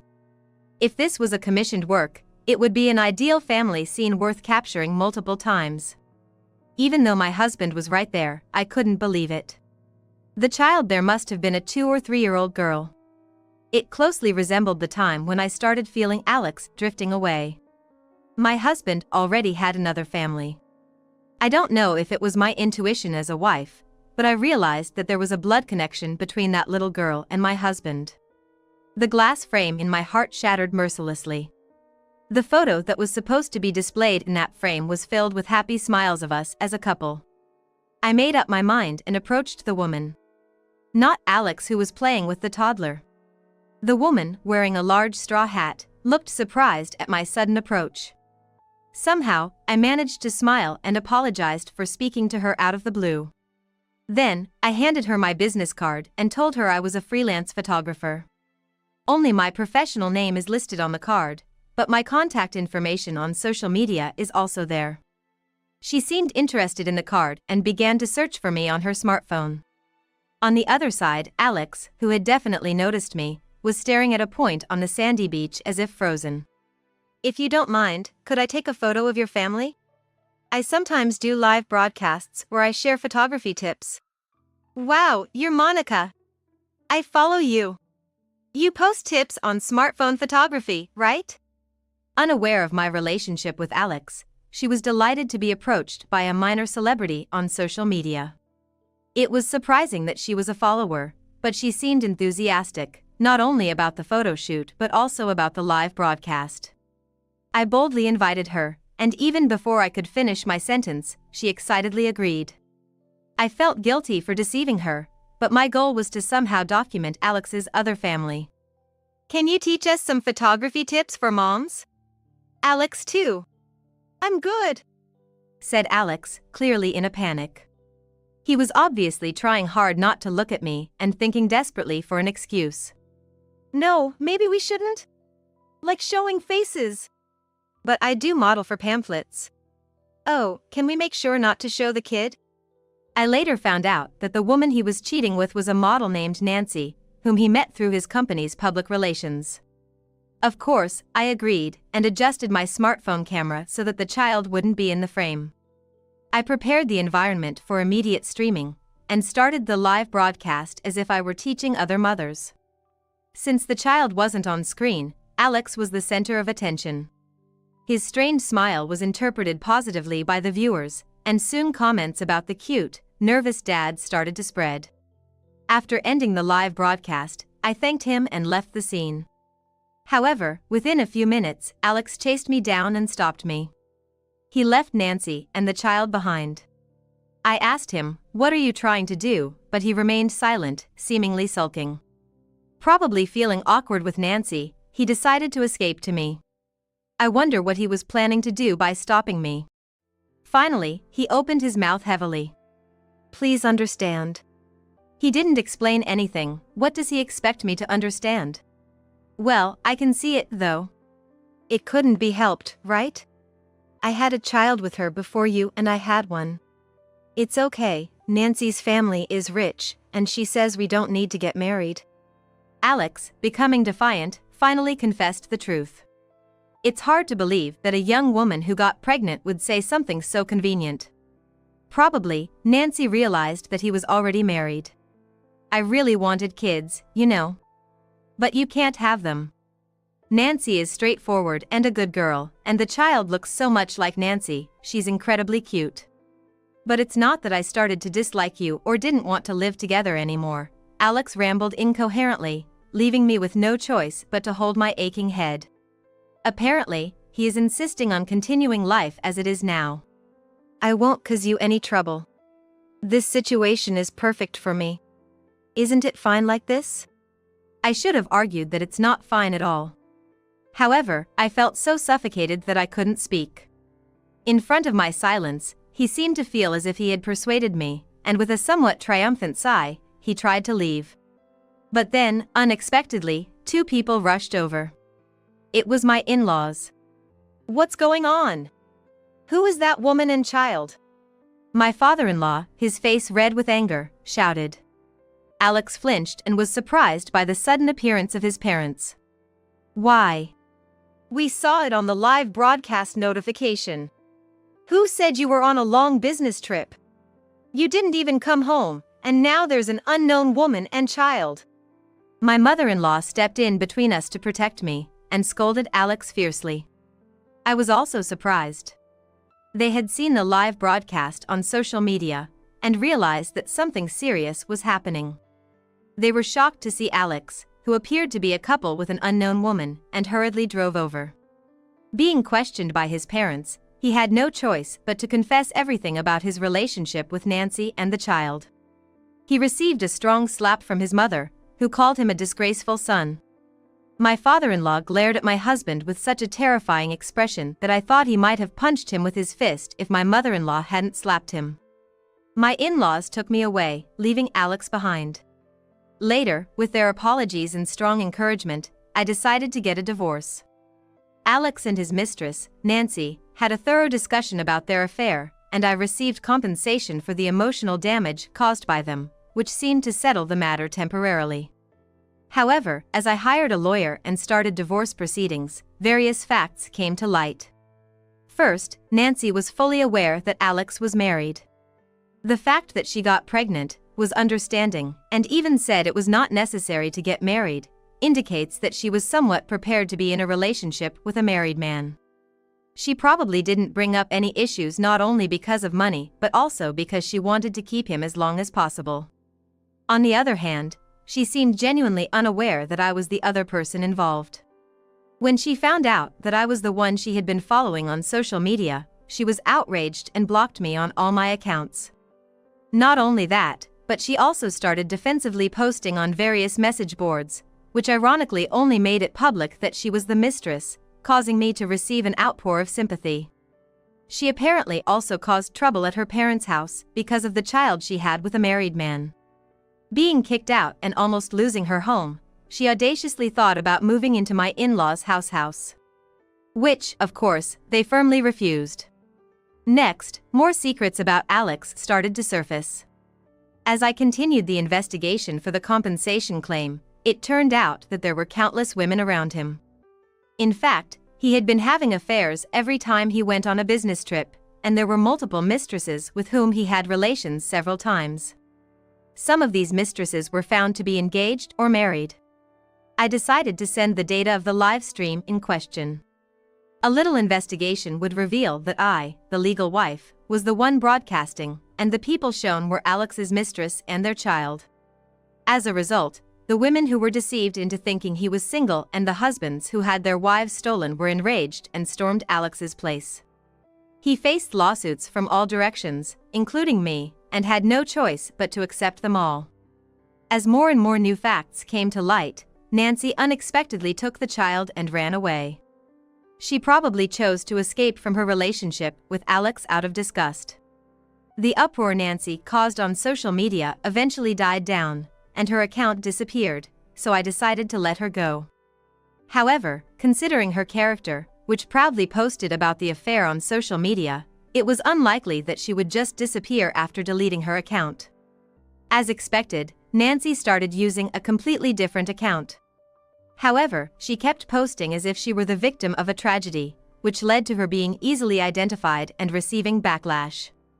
After that, whenever things got tough, she would delete her account and create another one, reviving herself like a phoenix. Even Nancy abandoned Alex, who, in the end, seemed to have planned to rely on my parents-in-law. However, when they found out that he had multiple mistresses, they were even more furious. Without apologizing to anyone, he just clung to them for help out of desperation, which led my in-laws to make the decision to cut ties with their son. After the affair scandal, my husband was left with a considerable amount of compensation to pay. As legal proceedings progressed, inquiries from the mistresses and their husbands started flooding the company, complicating the situation even further. Moreover, this was not the worst outcome. The unprecedented scandal of exposing the child with the mistress on social media spread rapidly during a business trip. And the reviews of the company-related facilities were filled with comments of shock and anger. The loss of trust due to the backlash spread both internally and externally, prompting the management to urgently implement countermeasures. However, since they were not familiar with handling online backlash, they were forced to hastily consult with experts and create a communication strategy.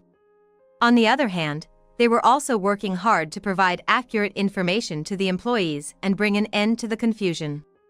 In the wake of this online scandal, a lot of inquiries and criticisms came from both inside and outside the company, and Alex's reputation plummeted rapidly.